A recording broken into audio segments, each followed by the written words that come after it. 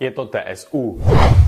Čaute lidi, tady Adam Vlček a protože vypukla TSU horečka, je třeba si ujasnit pár věcí. Lidé se mě ptají, proč jsem já sám začal využívat sociální síť, jako je TSU. Odpověď je jednoduchá. Když vidím geniální business plán, vždycky jej rád podpořím. První výhodou TSU je to, že pokud máte profily na více sociálních sítí, jako je Facebook nebo Twitter, TSU vám umožní to si tyto profily propojit. To znamená, pokud něco sdílím na TSU, mám možnost si vybrat, zdáli chci daný příspěvek sdílet rovněž na Facebooku či Twitteru. To je fajn.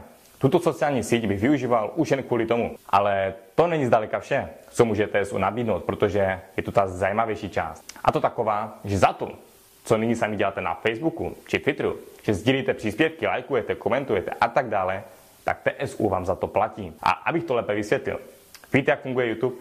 No jasně, každý ví, jak funguje YouTube. Vy nahrajete video a před videem, po stranách videa se zobrazují reklamy a jakmile na tyto reklamy někdo klikne, vy dostáváte zaplaceno. Samozřejmě pokud je to vaše video, protože jste tohoto návštěvníka přivedli. Stejně tak funguje Facebook. S tím rozdílem, že za reklamy, na které lidé klikají, dostává zaplaceno pouze Facebook, který si nechává 100% ze zisku z reklam. A právě tady si autor projektu TSU uvědomil obrovskou díru na trhu. Nechal se inspirovat YouTubem, nechal se inspirovat Facebookem a spojil tyto dvě věci dohromady a vzniklo TSU. A teď přichází asi ta nejzajímavější část. Společnost rozděluje zisk z reklam v poměru 90 k 10%. 90% rozdělí zpátky mezi lidi, kteří umožnili vydělat, a 10% si společnost nechává. Ve srovnání s Facebookem, který si nechává 100%, je tohle mocné.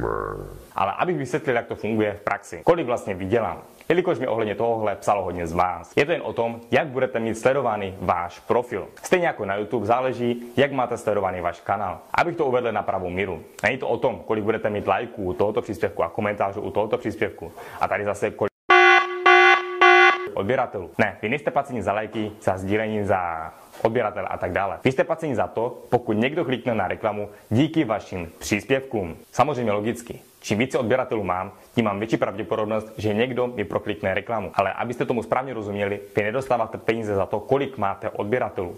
Vy dostáváte peníze za to, jakmile někdo tu reklamu proklikne. To, že na Facebooku lidé klikají na reklamy, třeba i díky vašim příspěvkům, ani sami nepoznáte, protože z toho nevidíte ani korunu. Tady to poznáte ihned, protože TSU vás právě za tohle platí.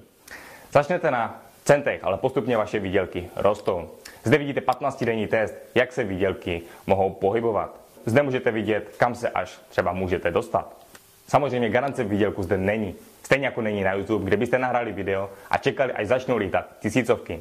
Je to jen o tom, jak hodnotný obsah budete sdílet, kolik aktivních lidí vás bude sledovat a samozřejmě to nejdůležitější, proklikávat reklamy. Pokud vás zrovna napadá myšlenka, no tak to by si na reklamy mohl klikat sám, tak na to rychle zapomeňte.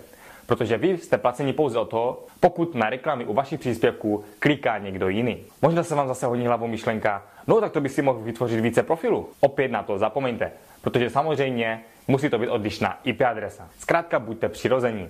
Dělejte to samé, co jste dělali na Facebooku, to znamená sdílejte příspěvky a tak dále a uvidíte, že i tak peníze budou naskakovat. Tím, že si sami budete klikat na reklamy u vašich příspěvků, si nepomůžete. Pokud jste známý YouTuber nebo třeba Rytmus, tak vyděláváte téměř okamžitě, protože za to, co jste do nynějška dělali na Facebooku, tedy za sdílení příspěvků, zde na TSU budete štědře odměněni. TSU si prošla už i testovací fázi, kde byly součástí osobnosti, jako je 50 Cent či hráči NBA.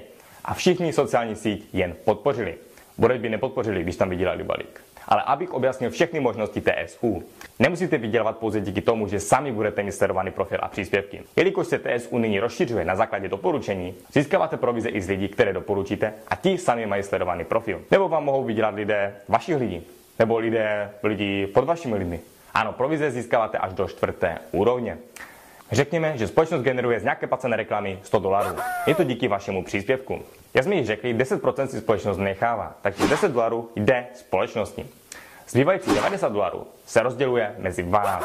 A to tak, že vy sami vyděláváte $45, dalších $29,7 jde člověku, co doporučí zase vás, 9,99 člověku zase opatrovíš a poslednímu 3,33. Ano, jak jsme již řekli, odměny se rozdělují do 4 úrovní. Mluvil jsem už i s kamarádem z Ameriky, který během 4 dní vydělal asi nějakých $250 a ukazoval mi tyto peníze připsané už i na bankovním účtu. Takže pokud vám hlavou letala otázka a vyplácí, Odpověď zní áno. Takže ať už jste sami člověk, který sdílí hodnotný a sledovaný obsah, nebo jen znáte člověka, co zná člověka, co tohle sdílí, ve všech případech můžete sami vydělávat. Takže měli byste nyní začít využívat TSU i vy? To já nevím. Chcete vydělávat za to, co běžně děláte na Facebooku? Nechám to na vás. Jen prosím vás, žádné roztahovačky. Odkaz je pod videem. Mějte se, čau.